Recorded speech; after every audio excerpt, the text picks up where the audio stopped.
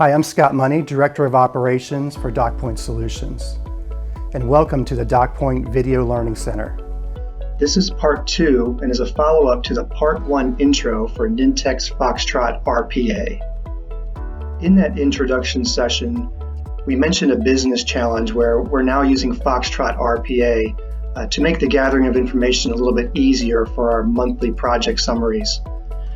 We currently have several project teams storing content in different cloud solutions. So what we want to do is walk through a process that we use to pull some monthly reports for timesheets and also project hours. Okay, so before we get to the configuration of Foxtrot, let's go ahead and take a look at the browser and briefly walk through what we're going to accomplish here in a manual fashion before we automate it. So we're going to go to our projector site, which is a cloud-hosted project management solution, or offering, I should say. We're going to log in, and we're going to enter our credentials.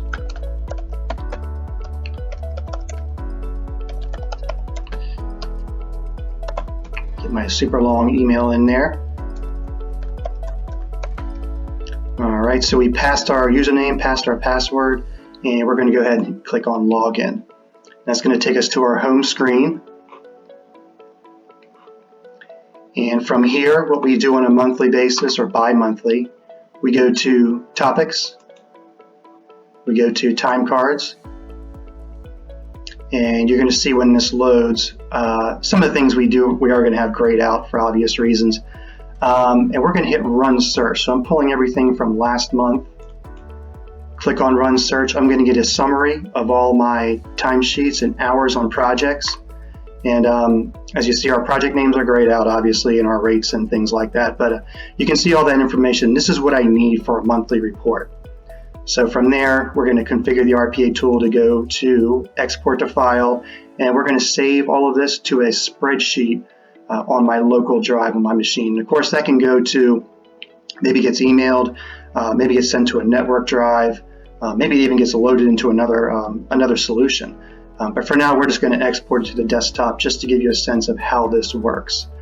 All right, so let's go ahead. We're going to switch our screens here, and we're going to go to the first step in the configuration. This is the bot configuration. So what we're looking at here is actually the tasks or the actions that we're applying to do the same thing that I did manually just a couple seconds ago. So all of the actions in here, very flexible. I mean, there's 379 actions built into Foxtrot.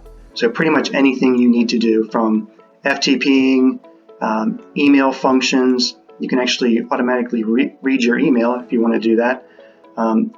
Again, transferring files, a lot of Excel functions. Naturally, if you're pulling information from one system to another, you're probably going to be using Excel in some capacity, but very flexible. So let's go ahead and close this out, and let's go back to our configuration. So what we're doing here, we're going to open the app, i.e., obviously, that's our first step.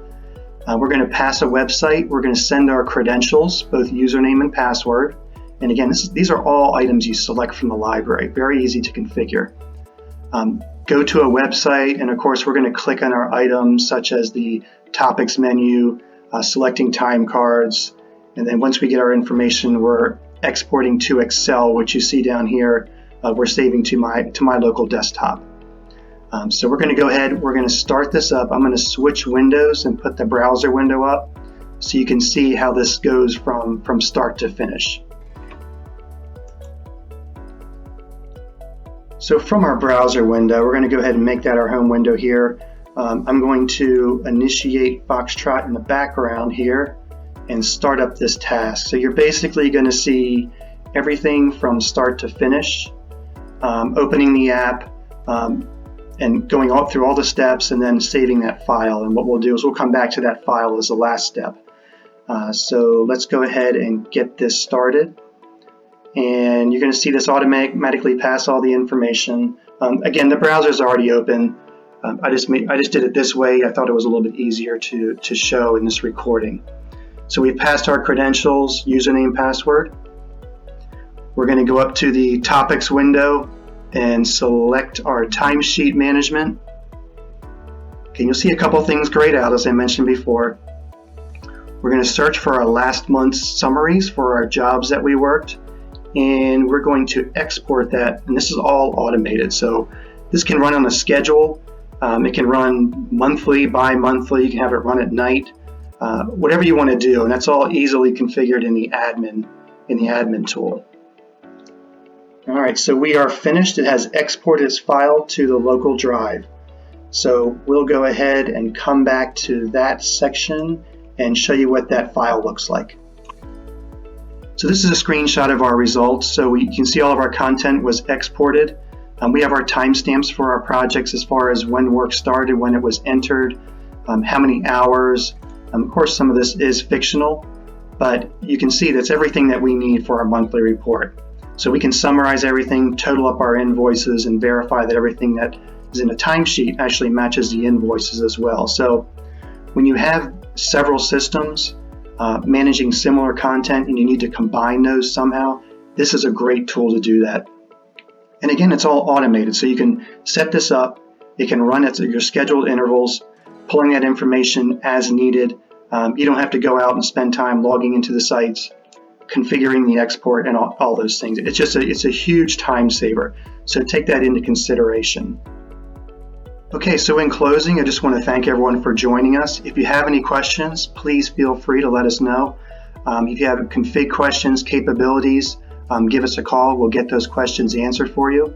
There's also options with RPA through Nintex to get a trial if you would like to do that as well. So let us know what you need and we'll be glad to work with you. Thank you.